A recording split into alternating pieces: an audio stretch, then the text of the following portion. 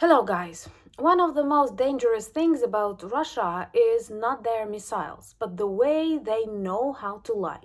Russian propaganda that continues after decades of Soviet practice is extremely well tailored. And now it seems almost insane how they try to describe Ukrainian Kursk operation as a trap. No one does traps on their own territory when they need to evacuate hundreds and thousands of people and when they actually need to take out of Ukraine 60,000 of their soldiers to now protect their own territory.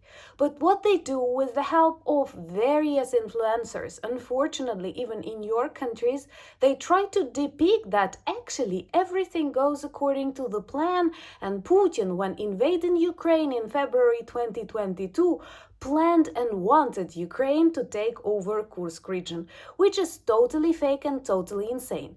So let me clarify you the tasks of Ukrainian Kursk special operation and why it is so dangerous to even consider Russian ideas that it can be okay. And also some comments from NATO partners and of course from President Zelensky and Ukrainian military.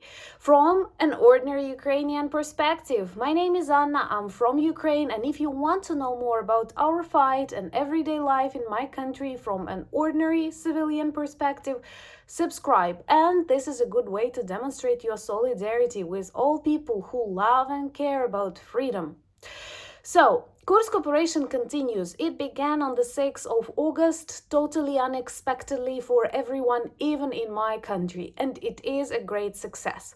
Well, first of all, because right now we control a very big part of the Kursk region, which is good for exchange fund and future negotiations, but I consider them personally as the majority of Ukrainians, the total majority of Ukrainians, only after the defeat of the Kremlin.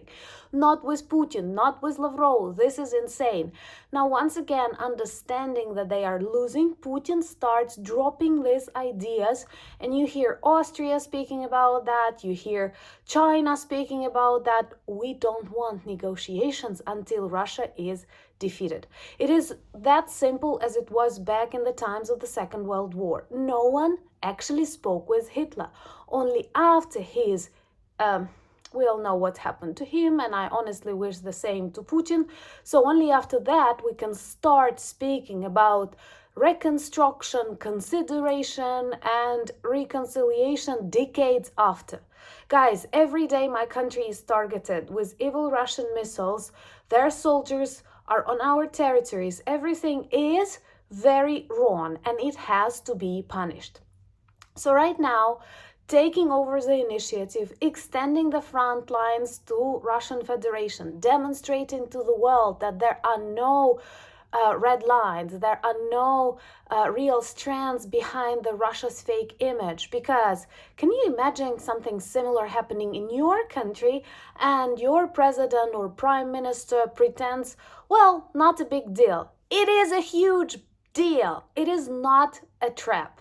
I do have some trolls or Russia supporters who keep repeating, well, nobody sets traps in their own house. Plus, we have thousands of Russian prisoners of war taken on the Russian side. We have our military commandment in Kursk region, and honestly, this is a huge humiliation and perhaps the best debunking of Russian myths. And believe me, China, Iran, Syria, they have understood a lot. And even if some people still brainwashed by propaganda repeat Russia's messages, the majority of these evil decision makers clearly understand, oh my god, Putin is a loser. Putin is a loser. If you agree, like and subscribe and help us spread more important information, because Russia is so bad at spreading fakes and disinforming people, and that is actually dangerous for your countries too.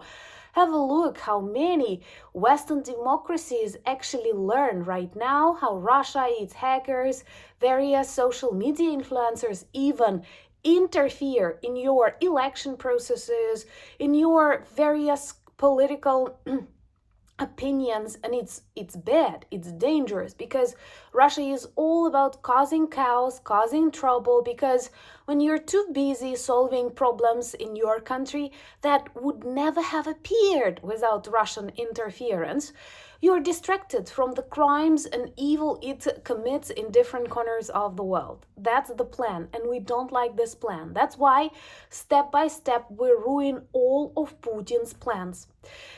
Kursk operation was not his plan.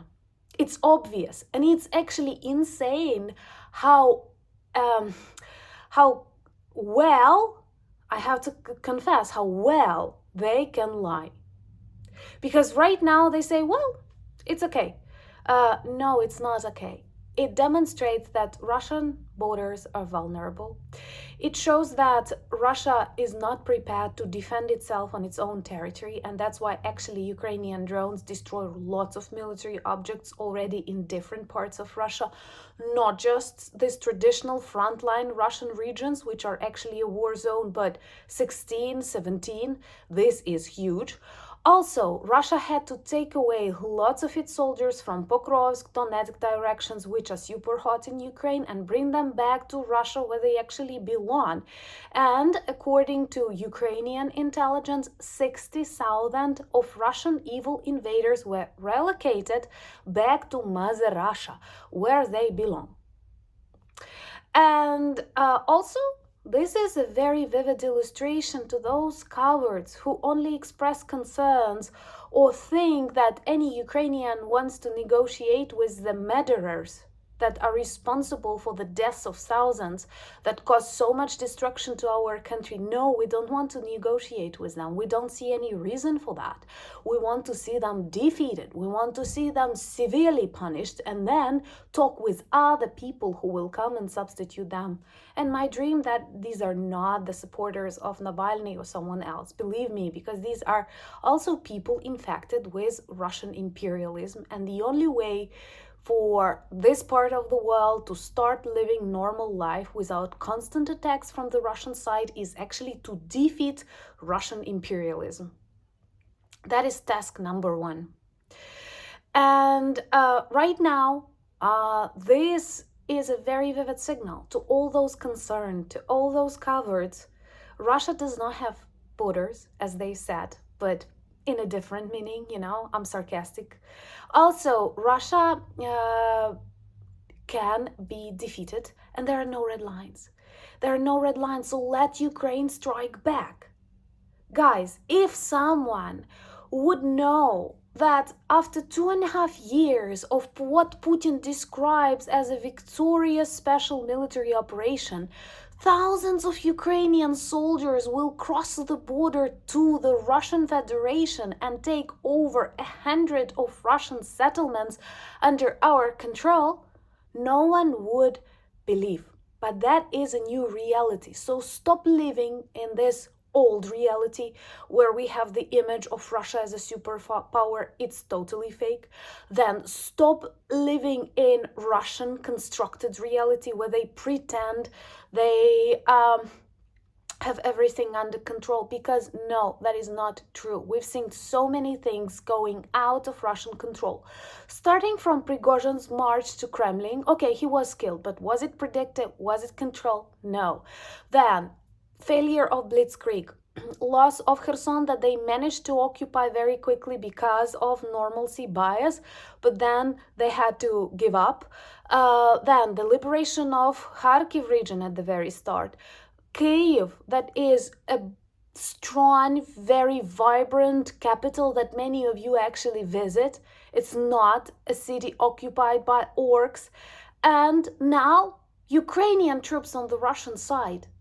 So there are so many failures, and I don't know how talented they have to be to pretend that everything goes according to their plan when it's actually not. Very much not. We have Russia in isolation. We have the need to mobilize Russian people. We have Putin with a criminal order. Honestly, One thing that Putin managed, and it's actually bad, and let me know if you want a video about that, he has demonstrated how international organizations like United Nations, like OSCE, like unfortunately International Criminal Court are not working. And that's bad.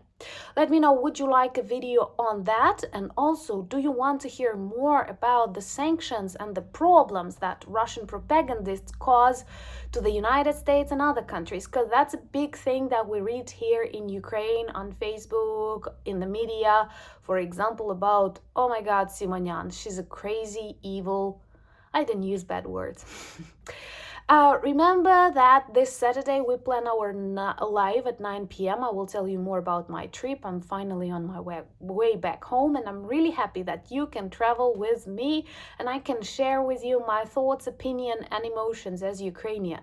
Join me on Instagram, X, Discord, and Threads, and check our merch shop for lots of good items that work well as reminders and conversation starters about Ukraine, and all the links that you need are in the description of this video. Thank you for buying me coffees, becoming my patrons and sponsors of the channel, but most importantly, thank you for being friends of mine and friends of Ukraine. Slava Ukraini!